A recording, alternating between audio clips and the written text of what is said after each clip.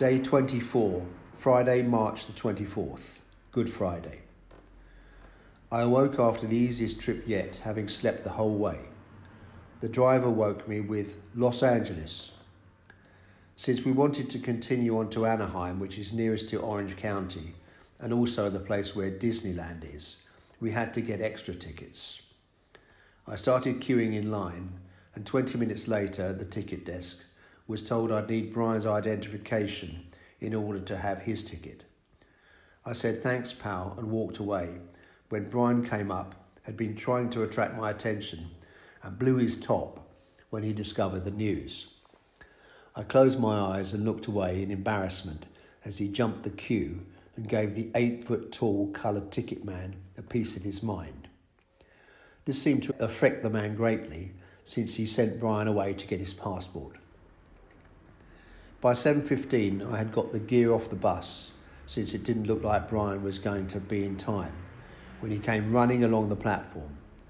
We argued a little with the driver and got back on, only to find no seats available. By this time, we were so sick of the whole business, we were prepared to accept the 45-minute journey standing.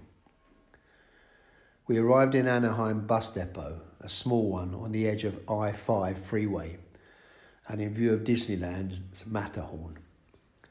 What beautiful weather, so hot and nice and sunny, just like Israel. "Well, it should be," Brian said. "We're practically in Mexico." After Brian had rung Hillary, his old-time friend he'd practically grown up with, who is now living out here with her husband and family. We competed with the pinball machines while waiting. Hillary seems a pleasant, slim woman with short brown hair and sunglasses and a gaudy dress. She met us with her mother, a real nice old English star woman called Mrs. Fogler, and daughter, a chubby, cheeky little girl of 7, in their large estate car. We loaded the gear in the back and drove to their home in Orange County. Hillary's accent varied between West Coast American and Margate.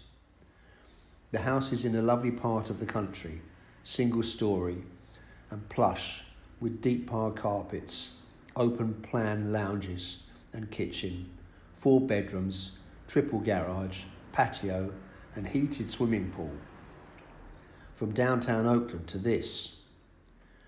We didn't take much persuading in taking a swim. Such luxury was greatly appreciated by us, but soon taken for granted. Mrs. Fogler delighted us in making us real ordinary English tea.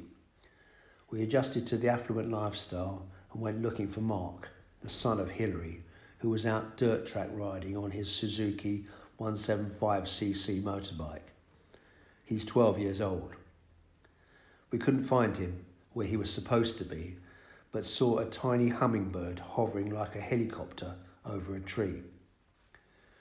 When we met Mark, also a chubby, self-assured young man, he let me have a ride on his motorbike, round the road only. I would have liked to have gone dirt track riding with him or his dad, also Mark, but wasn't offered the chance.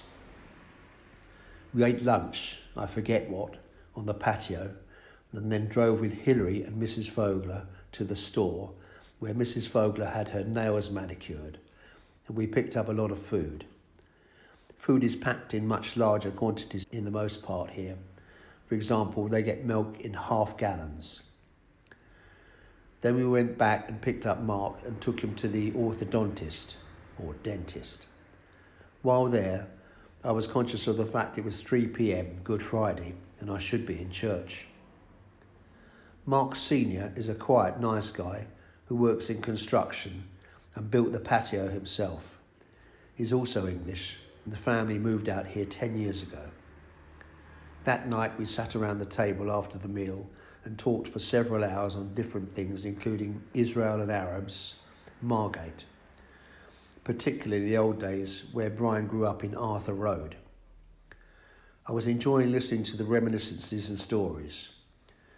After talking a long while, I began writing the captain's log, but what should come on the TV but Boys Town, the place we'd visited with Lev and Pam just outside Omaha, the film of which Brian had never seen. so he sat up till 2:40 a.m. watching it. I told Brian it was sad, and it still managed to bring the tears to my eyes after 3 previous viewings.